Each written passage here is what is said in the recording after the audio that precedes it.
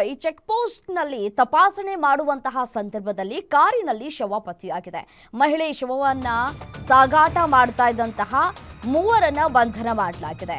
ಕೊಡಗಿನ ಮಾಲ್ಧಾರಿ check post ನಲ್ಲಿ ಪತ್ತೆಯಾಗಿದ್ದಂತಹ ಶವ ರಾಕೇಶ್ ಕುಮಾರ್, ವಿಕಾಸ್ ಸತ್ವೀರ್ನ ಬಂಧನ ಮಾಡಲಾಗಿದೆ. ಹರಿಯಾಣ ಮೂಲದ ನಾನ್ಕಿ ದೇವಿ ಜೊತೆಗಿದ್ದಂತಹ ರಾಕೇಶ್ ಕಳೆದ ರಾತ್ರಿ ನಾನ್ಕಿ ದೇವಿ ಆತ್ಮಹತ್ಯೆಗೆ ಯತ್ನಿಸಿರುವಂತಹ ಮಾಹಿತಿ ಸಿಗ್ತಾ ಇದೆ.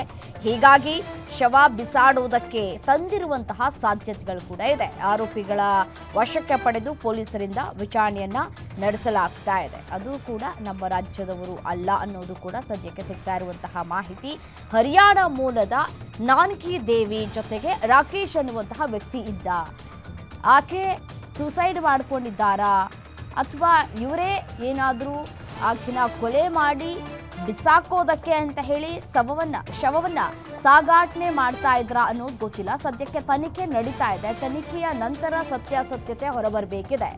ಹರಿಯಾಣ ಮೂಲದ ನಾನ್ಕಿ ದೇವಿ ಅನ್ನೋದು ಸದ್ಯಕ್ಕೆ ಸಿಗ್ತಾ ಇರುವಂತಹ ಮಾಹಿತಿ. ಚೆಕ್ ಪೋಸ್ಟ್ನ ಬಳಿ ಬಂದಂತಹ ಸಂದರ್ಭದಲ್ಲಿ ಪರಿಶೀಲನೆ ಮಾಡಿದಾಗ ಶವವನ್ನ ಸಾಗಾಟನೆ ಮಾಡಿರೋದು ಬೆಳಕಿಗೆ ಬಂದಿದೆ. ಸದ್ಯಕ್ಕೆ ಆರೋಪಿಗಳನ್ನ ವಶಕ್ಕೆ ಪಡೆದುಕೊಂಡು ತನಿಖೆ ನಡೆಸ್ತಾ ಇದ್ದಾರೆ. ದೃಶ್ಯದಲ್ಲಿ ಗಮನಿಸ್ತಾ ಇದ್ದೀರಲ್ಲ, ಆಕೆಯೇ ಇದೀಗ ಶವವಾಗಿ ಪತ್ತೆಯಾಗಿರುವಂಥದ್ದು ಕಾರ್ನಲ್ಲಿ. ಮೂವರು ಈ ಒಂದು ಕಾರ್ನಲ್ಲಿ ಪ್ರಯಾಣವನ್ನ ಮಾಡ್ತಾ ಇದ್ರು. ಆಕೆಯನ್ನ ಹಿಂದೆಗಡೆ ಸೀಟಿನಲ್ಲಿ ಮಲಗಿಸಿ ಪ್ರಯಾಣವನ್ನ ಮಾಡ್ತಾ ಇದ್ರು ಅನ್ನೋದು ಗೊತ್ತಾಗ್ತಾ ಇದೆ. ಈ ಸಂದರ್ಭದಲ್ಲಿ ಹಿಂದೆ ಒಬ್ಬ ಕೂತಿದ್ದ, ಮುಂದೆ ಒಬ್ರು ಗಾಡಿ ಓಡಿಸ್ತಾ ಇದ್ರು, ಮತ್ತೆ ಇನ್ನೊಂದು ಸೀಟ್ನಲ್ಲಿ ಇನ್ನೊಬ್ರು ಕೂತಿದ್ರು ಅನ್ನೋದು ಸದ್ಯಕ್ಕೆ ಸಿಗ್ತಾ ಇರುವಂತಹ ಮಾಹಿತಿ.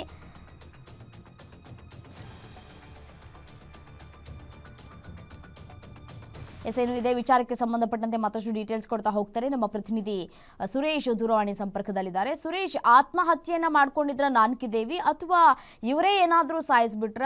ಈಗಾಗಲೇ ತನಿಖೆಯನ್ನ ನಡೆಸ್ತಾ ಇದ್ದಾರೆ ಪೊಲೀಸ್ನವರು. ಏನ್ ಮಾಹಿತಿ ಸಿಗ್ತಾ ಇದೆ ಈ ಪ್ರಕರಣಕ್ಕೆ ಸಂಬಂಧಪಟ್ಟಂತೆ ಅಂತ? ರಮ್ಯಾ, ವಿರಾಜಪೇಟೆ ತಾಲೂಕಿನ ಮಾಲ್ದಾರೆ ಸಮೀಪದ ಚೆಕ್ ಪೋಸ್ಟ್ ನಲ್ಲಿ ಶವ ಸಾಗಿಸಿದ್ದ ಪ್ರಕರಣ ಕೇಸ್ ಸಂಬಂಧಪಟ್ಟಂತೆ ಪೊಲೀಸರಿಗೆ ಆ ಕಾರಿನಲ್ಲಿದ್ದಂತಹ ಆರೋಪಿಗಳು ಒಂದಿಷ್ಟು ಮಾಹಿತಿಯನ್ನ ಕೊಟ್ಟಿದ್ದಾರೆ.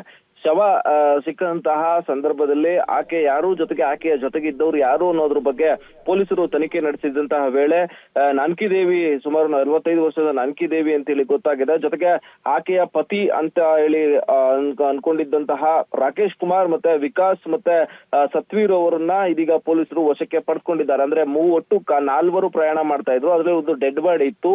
ಇನ್ನುಳಿದ 3 ಇದೀಗ ಪೊಲೀಸರ ವಶದಲ್ಲಿದ್ದಾರೆ. ಹುಣಸೂರು, ಮೈಸೂರಿನಲ್ಲಿ ಇಬ್ರು ಕೂಡ ಜೀವನವನ್ನ ನಡೆಸ್ತಾ ಇದ್ರು. ತಡರಾತ್ರಿ ಮನೆಯಲ್ಲಿ ಗಲಾಟೆಗೆ ಸಂಬಂಧಪಟ್ಟಂತೆ ನಾನ್ಕಿ ದೇವಿ ಅವರು ನೇಣು ಬಿಗಿದುಕೊಳ್ಳೋದಕ್ಕೆ ಮುಂದಾಗಿದ್ರು. ಇದನ್ನು ನೋಡಿದಂತಹ ಆಕೆಯ ಪತಿ ಆಕೆಯನ್ನ ಕೆಳಗಿಳಿಸಿ ಆಕೆಯನ್ನ ಆಸ್ಪತ್ರೆಗೆ ಸಾಗಿಸುವಂತಹ ಸಂದರ್ಭದಲ್ಲಿ ಆಕೆ ಸಾವನ್ನಪ್ಪಿದ್ದಾಳೆ.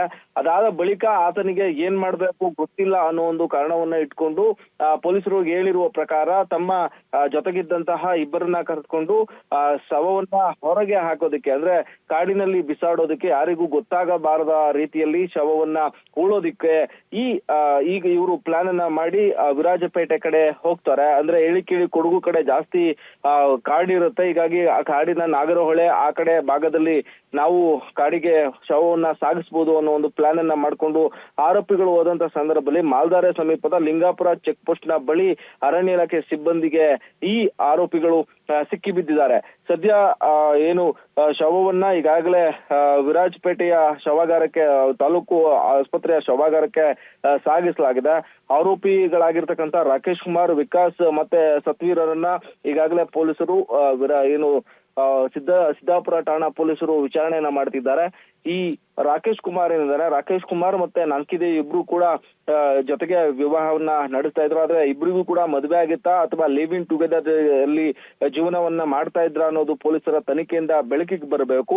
ಈಕೆ ಆತ್ಮಹತ್ಯೆಗೆ ಮಾಡ್ಕೊಳ್ಳೋಕೆ ಮುಂದಾಗಿದ್ಲ ಅಥವಾ ಈತನೇ ಆತ್ಮಹತ್ಯೆ ನಾಟಕವನ್ನ ಆಡ್ತಾ ಇದ್ದಾನ?